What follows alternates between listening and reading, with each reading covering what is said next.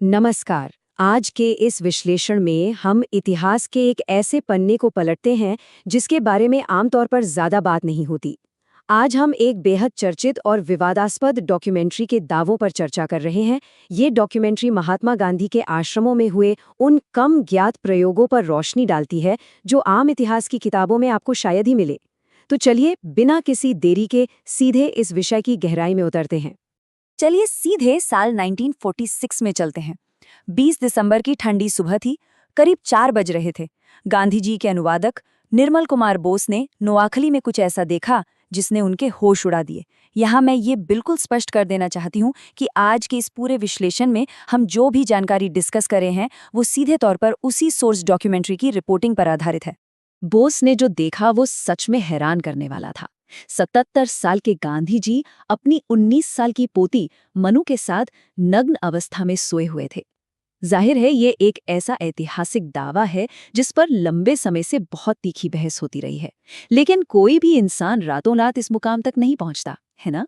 तो आइए कदम दर कदम इस पूरी ऐतिहासिक पृष्ठभूमि को समझते हैं कि आखिर इस खास पल तक पहुंचने के पीछे क्या घटनाक्रम था। तो सबसे पहले बात करते हैं इन प्रतिज्ञाओं की शुरुआत की कि कैसे अपराध बोध यानी गिल्ट ने ब्रह्मचर्य का रास्ता तैयार किया। अगर हमें इसके पीछे की साइकोलॉजी समझनी है तो हमें गांधी जी के शुरुआती जीवन में जाना होगा।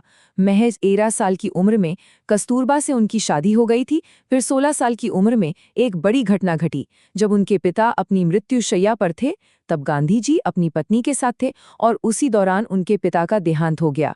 सोर्स बताता है कि इस घटना ने उनके अंदर एक गहरा अपराध बोध भर दिया।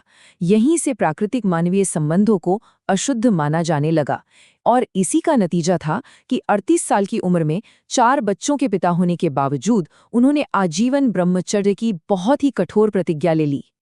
अब आते हैं उस दौर पर जब उनके आश्रम एक तरह से इंसानी प्रयोगशालाएं बन गए, खास तौर पर फीनिक्स सेटलमेंट और टॉल्स्टॉय फार्म। साउथ अफ्रीका के इन आत्मनिर्भर आश्रमों में ना जो चीज़ें एक व्यक्ति की पर्सनल चॉइस थी वो अचानक सबके लिए अनिवार्य नियम बन गई। मतलब आपकी अपनी कोई पसंद नहीं बची। पुरुषों और महिलाओं को बिल्कुल अलग अलग रखा जाता था। बिना मसाले का कच्चा खाना खाना जरूरी था और हर किसी को लैट्रिन साफ करनी होती थी। डॉक्यूमेंट्री का नज़रिया यहाँ बहुत दिलचस्प है।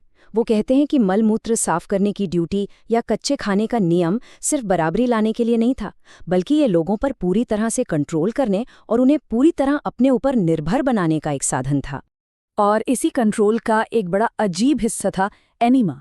डॉक्यूमेंट्री के मुताबिक सेहत को लेकर गांधी जी का एक अलग ही जुनून था।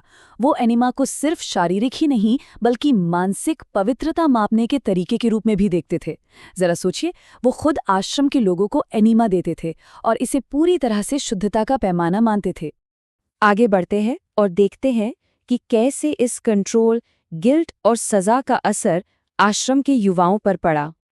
आश्रम में इमोशनल कंट्रोल बहुत तगड़ा था और इन तथाकथित शुद्धता के टेस्ट में फेल होने वालों को कड़ी सजाएं मिलती थीं। इसे एक उदाहरण से समझते हैं। जब मणिलाल और जेकी के अफेयर का पता चला तो गांधी जी ने 7 दिन का उपवास रख लिया। अब यहाँ फास्टिंग को एक तरह के इमोशनल टूल की तरह इस्तेमाल किया गया ताकि सामने वाले के अंदर भयंकर गिल्ट भर जाए। इसके नतीजे बहुत गंभीर थे। मणिलाल को जिंदगी भर ब्रह्मचर्य का पालन करने के लिए मजबूर किया गया और जैकी के बाल काटकर उसे एक विधवा की तरह सजा दी गई। भारत लौटने के बाद ब्रह्मचर्य के ये प्रयोग एक बिल्कुल नए लेवल पर चले गए। अब पूरा फोकस आध्यात्मिक निर्भरता को बढ़ाने पर था। आश्रम के प्रति वफादारी को सबसे ऊपर रखा गया और इसके लिए प्राकृतिक वैवाहिक नज़दीकियों को भी गलत माना जाने लगा। उदाहरण के लिए प्रभावती शादीशुदा थीं, फिर भी उन्होंने प्रतिज्ञा ली और कई बार गांधी जी को ठंड से बचाने के लिए उनके साथ सोती थीं। डॉक्टर सुशीला नायर जो महज 24 साल की थी, वो गांधी जी के नग्न स्नान और मालिश के दौरान मौजूद रहती थी। कंचन को भी अपनी शादीशुदा जिंदगी में ब्रह्मचर्य के लिए मजबूर किया गया। सोर्स का दावा है कि इन महिलाओं को ये यकीन दिला दिया गया था कि वो किसी बहुत बड़े और महान नैतिक मिशन का हिस्सा हैं। अब सवाल ये है कि सीमाओं को पार करने वाली इन हरकतों को सही कैसे ठहराया गया। गांधी जी ने सुशीला से कहा था कि उनकी 69 साल की उम्र और उनके अंदर वासना का ना होना ही उन्हें सुरक्षित रखता है। डॉक्यूमेंट्री कहती है कि ठीक इसी तरह के लॉजिक ने आश्रम की महिलाओं को ये यकीन दिलाया कि सब कुछ पूरी तरह से सेफ है, और इसी वजह से लोगों ने बिना सवाल किए हर बात मान ली। इन प्रयोगों का असर लोगों पर दो बिल्कुल अलग तरीकों से हुआ। एक तरफ थी चरम निर्भरता, जैसे मनु, जिनकी जिंदगी पर इतना कंट्रोल था कि उन्हें प्यारेलाल से शादी तक नहीं करने दी गई। वहीं दूसरी तरफ थी एकदम इंडिपेंडेंट बगावत, जैसे सुमित्रा गांधी। सुमित्रा ने इस कंट्रोल को मानने से साफ इनकार कर दिया। गांधी जी के विरोध के बावजूद अपनी ब्रिटिश पढ़ाई पूरी की और आगे चलकर एक IAS ऑफिसर बनी। ये साफ दिखाता है कि कैसे एजुकेशन ने इस चरम निर्भरता की जंजीरों को तोड़ने का काम किया। और अब हम वापस वहीं पहुंचते हैं जहां से हमने शुरुआत की थी, 1946 के नोआखली दंगे और अंतिम आध्यात्मिक परीक्षा। साल 1946, जब पूरा देश विभाजन के वक्त भयानक सांप्रदायिक दंगों की आग में जल रहा था, तब ये प्रयोग भी अपने सबसे चरम रूप में पहुंच गए। डॉक्यूमेंट्री इस दौर को एक यज्ञ का नाम देती है। ये तर्क जरा ध्यान से सुनिएगा।